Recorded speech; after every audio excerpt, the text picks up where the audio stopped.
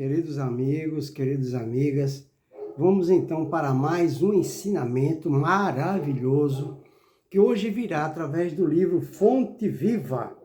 O livro Fonte Viva do Chico Xavier, não é?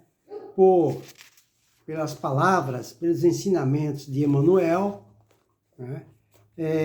Se você tem esse livro, por favor, pega esse livro, Fonte Viva. Fonte Viva, né? E abra lá no item 34.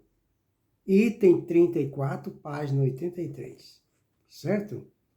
Lá, nesse item, você vai encontrar uma passagem bíblica que está em Paulo, que são palavras de Paulo, que está em Tito, capítulo 1, do versículo 15. Capítulo 1, do versículo 15. Não é? Essa passagem bíblica nos diz: mas nada é puro para os contaminados e infiéis. Tem um ditado popular que diz assim: na boca de quem não presta, na boca de quem não presta, não é? Eu até esqueci. Em determinadas bocas, ninguém presta, né? Mas muito bem, é mais ou menos assim, deu para vocês entenderem, né? Tem pessoas realmente que são viciadas em só criticar. Só criticar, só criticar, criticar, sabe? Tem uma língua assim um pouco ferina. Tudo que fala é para criticar. Mas já tem outras pessoas que se utiliza da fala só para exteriorizar pessimismo, desesperança e falta de fé. Tudo está ruim. Tem pessoas que são extremamente negativas. Olha, pessoal, eu convivo com pessoas assim. E tem vezes que eu passo muito, muito mal. Por mais oração que eu faço, eu ainda recebo uma carga energética de tão negativa que as pessoas são. Determinadas pessoas são. Não é? E por isso que Paulo de Tarso, ele fala para Tito, né? Mas nada é puro para os contaminados e infiéis. Agora que eu lembrei, ninguém é bom na boca de quem não presta. Tá vendo? Na boca de quem não presta, ninguém é bom. É mais ou menos isso que Paulo de Tarso falou. Aí, vem Emmanuel, através do abençoado Chiquinho de Jesus, e nos diz: guardemos o cuidado. Então aí ele vai nos passar um ensinamento, uma orientação, para que todos nós nos precavenhamos ao lidarmos com pessoas que puxam a gente para trás. Ela anda para trás e tenta puxar a gente para trás. São pessoas negativas. E em volta dessas pessoas, ela está impregnada de energias negativas. Não é? Aí Emmanuel começa nos dizendo: o homem, ele enxerga sempre por meio de visão interior.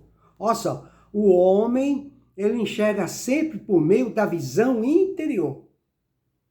Então, ele olha para as pessoas com os olhos do corpo humano, mas ele não está vendo as pessoas através dos olhos do corpo humano. Ele está vendo as pessoas através de sua visão interior, da sua alma impura.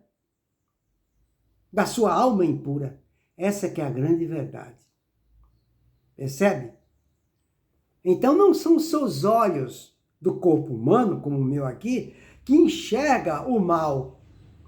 Não são os olhos. É a alma da pessoa inferior, é o coração endurecido que vê só coisa ruim. Aí Emmanuel continua. Com as cores que usa por dentro, então com as cores que a gente usa por dentro, a gente julga os aspectos de fora. A gente julga os aspectos de fora. Tá vendo? Então a gente colore, a gente pinta, não é? E dramatiza as coisas de acordo com o nosso interior, com as cores que está dentro da gente, que são cores escuras, de energias mórbidas. Aí ele continua. Pelo que a pessoa sente, examina os sentimentos alheios. Olha só. Então, mesmo que a pessoa tenha bons sentimentos, mas ela, o sentimento dela, como é inferior, ela vai sujar o sentimento da pessoa que ela está conversando. Aí ele continua, na conduta dos outros, supõe encontrar os meios e fins das ações que lhe são peculiares.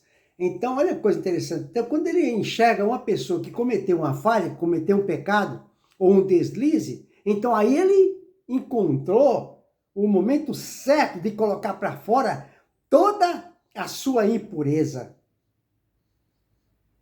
todos os seus maus pensamentos. Eu não falei, eu sempre venho falando. Quando eu falo que as pessoas não são flor que se cheire, não são isso, aquilo, olha o resultado, olha o que a pessoa fez, pronto. Aí isso aí só faz, ele faz com que aquela situação ratifique a sua impureza interior, os seus pensamentos. E aí ele continua, daí o imperativo de grande vigilância, para que a nossa consciência não se contamine pelo mal. Então nós temos que ficar precavido, Emmanuel falou aqui, para que a gente não se contamine pelas observações que essa pessoa está fazendo, que só enxerga o mal nos outros. Aí ele continua, quando a sombra vagueia em nossa mente, não vislumbramos senão sombras em toda parte. Então, quando nós estamos negativo, a gente só vê negatividade em toda parte. Mesmo que um espírito de luz se materialize aqui, mesmo que Jesus se materialize aqui, ele vai achar algo de errado. Ele vai falar que a gente está obsediado, que a gente está ficando louco, ou ele mesmo. Mas ele não quer enxergar a luz. Essa que é a verdade. Tem pessoas que vivem tanto na sombra, que não enxerga a luz. Só enxerga a sombra. Para mim dá tudo errado, para mim não dá nada certo. Eu não vou fazer esse exame, porque eu já sei o que vai acontecer. Eu vou ser reprovado. É assim. Aí Emmanuel continua, junto das manifestações do amor mais puro, imaginamos alucinações carnais, tá vendo? Aí é que tá. Não imaginaram Jesus tendo caso com Maria Madalena? Por que surgiu isso na mente dessa pessoa? Porque essa pessoa já está com a mente poluída. Ela se alimenta dos seus próprios sentimentos, é que nem cobra.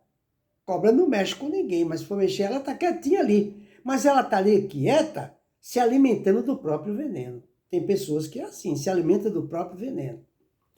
Aí ele continua, se encontramos um companheiro trajado com louvável apuro, a gente já fala que a pessoa é vaidosa. A pessoa julga, critica. Se a pessoa vem todo limpinho, uma mulher toda elegante, ó, tá vendo? É vaidosa, é metida rica. A pessoa que é negativa, ela julga. Encontra pelo em ovo. Essa que é a verdade. Aí ele continua aqui. Ante o amigo chamado à carreira pública, mentalizamos a tirania política. Então, se a pessoa foi para a carreira pública, não é? Ou foi ser política, a pessoa já critica a pessoa. É a mesma coisa, tem pessoas que quando ela aparece com um carro importado, um carro novo importado, qual é o comentário que se costuma fazer? Nossa, você viu o carro daquela pessoa? Deve estar roubando muito, hein? Eu já vi várias pessoas falar isso, deve estar roubando muito. Tá vendo? Olha a língua ferina aí. É assim. Aí ele continua, Emmanuel continua. Se o vizinho sabe economizar com perfeito aproveitamento da oportunidade, fixamo-lo com desconfiança e costumamos tecer longas reflexões a respeito de apropriação indébita. Então, se o vizinho aparece sempre, tem uma vida, não é? Uma vida confortável, ou até com certo luxo, a gente fica fazendo comentários infelizes, que a pessoa se apropriou daquilo de forma indébita. Aí ele continua, quando ouvimos um amigo na defesa justa, usando a energia que lhe compete, relegamo-lo relegamos-lo de imediato à categoria de intratáveis, tá vendo? Então, quando a gente vê uma pessoa que faz um comentário justo, um comentário com discernimento, com justiça, se esse comentário ele não bate com o nosso ponto de vista, a pessoa começa a falar que a pessoa é intratável. Aí Emmanuel fala, quando a treva se estende na intimidade de nossa vida, deploráveis alterações nos atingem o pensamento. Vou repetir isso aqui que é para nós, ó. Quando a treva se estende na intimidade de nossa vida, deploráveis alterações nos atingem o pensamento. Tá vendo como são as coisas? Então, quando a gente vacila e abre a porta, vem pensamentos trevosos, pensamentos infelizes. E é isso aí, não é? Isso provoca alterações deploráveis, né? Aí Emmanuel continua, virtudes nessas circunstâncias jamais serão vistas. Então, se a pessoa tem uma virtude, para aquele que gosta de alfinetar, para aquele que só enxerga o mal, a pessoa jamais vai ver, jamais vai enxergar a virtude nos outros, só enxerga a negatividade. Tem pessoas que é assim. Aí ele continua, os males, contudo, sobram sempre. A pessoa não consegue enxergar a virtude no outro, seja parente, seja quem for, não enxerga. Mas os males estão sempre sobrando na língua da pessoa, no pensamento da pessoa e na visão daquela pessoa. Os mais largos gestos de bênção recebem lastimáveis interpretações, tá vendo? São pensamentos cristalizados, né, das frustrações, né, depressões, decepções, e querem se autoafirmar. As pessoas que fazem isso, elas fazem isso por isso, porque são pensamentos cristalizados que a pessoa traz consigo das suas frustrações e decepções, que a pessoa age assim para se autoafirmar. Essa que é a grande verdade. Aí, para terminar, Emmanuel fala, guardemos cuidado toda vez que formos visitados pela inveja, pelo ciúme, pela suspeita ou pela maledicência. Casos intricados existem, nos quais o silêncio é o remédio. Bendito e eficaz, porque, sem dúvida, cada espírito observa o caminho ou o caminheiro segundo a visão clara ou escura de que dispõe. Tá vendo? Então, ele está falando que cada um de nós observa o companheiro ou de uma forma clara ou escura, decorrente do meu estado de sublimação de sentimentos. Então, por exemplo, se eu sou uma pessoa que os meus sentimentos são elevados, toda pessoa que eu enxergo, que se depara comigo, eu sempre vou procurar enxergar uma positividade na pessoa. Mas se por acaso essa pessoa, ela cometeu uma falha, um pecado, como eu sou uma pessoa de sentimento elevado, eu só vou abrir a boca para levantar a autoestima da pessoa, para pedir para a pessoa desculpar, ter paciência, ter esperança e ter fé. Mas se os meus sentimentos são obscuros, não é? São trevosos, não é? Então, através de orgulho, então toda pessoa que eu enxergo, se ela for uma boa pessoa, eu fico calado, condenando, sem argumento para falar nada. O orgulho não deixa falar nada. Mas se eu encontro com uma pessoa que ela cometeu alguma falha, eu desço a lenha. Se eu não falar para ela pessoalmente, eu vou sair comentando, falando mal. Então essas pessoas, pessoal, é o que mais existe. E a gente se sente mal quando se depara com pessoas assim. Essas pessoas nos fazem um mal muito grande, porque ela está completamente... Isso acontece na nossa própria família, hein? Temos que ficar esperto. Não é para perseguir ninguém, criticar ninguém. Nós não podemos criticar essas pessoas. Porque senão nós estaremos iguais a ela. E aí vai morrer os dois abraçados. Não.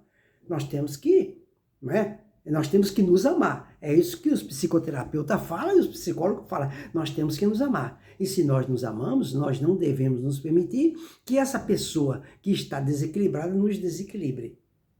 E a melhor forma de eu provar que eu me amo é entender, compreender, ser complacente e transigente com essas pessoas que são negativas. Eu não posso julgá-las também, senão eu sou igual a ela. Entendeu? Isso acontece na nossa própria família. Então, se a gente conhece alguém que é negativa, o que a gente tem que fazer? Vai se afastar? Não. Vai brigar? Não. Vai discutir? Não. Vai censurar? Julgar? Também não. Nós temos que agir com ela exatamente como Jesus age conosco, porque eu também sou pecador e você também é pecador, pecadora. Como é que Jesus age comigo ou com você? Ele nos critica? Jesus nos julga? Não. Então nós não somos muito diferentes dessas pessoas, não. Nós só não estamos no mesmo grau de intensidade que ela, mas já fomos assim, já estivemos assim. Né? Então nós temos que agir com todas as pessoas que estão trilhando por um caminho contrário aos fundamentos de Jesus, que não estão trilhando ainda o caminho da redenção. Então nós temos que ajudar essas pessoas à distância. Se elas não têm ouvido de ouvir, à distância. Emmanuel sempre nos sugere, ao nos depararmos com pessoas assim, ficar em silêncio e oração. Silêncio e oração, silêncio e oração. Essa é a receita. Essa é a receita. Se a gente tiver alguém na família, ou então no ambiente de trabalho, na vizinhança, a receita e a medida é sempre essa. Silêncio e oração. Pedir a Jesus com fé que ajude essas pessoas, para que elas encontrem a estrada e o caminho que leva e conduz ao nosso Senhor Jesus. Ficou aí, portanto, para a nossa reflexão, esse ensinamento maravilhoso, né, que fala sobre essa situação, né, dessas pessoas que são nossos irmãos, nossa família, que estão passando por esse problema, não é, por essa compulsão, né? Uma compulsão, um vício, um hábito que a pessoa tem de só criticar, só ver negatividade. Então, que Jesus nos abençoe a todos.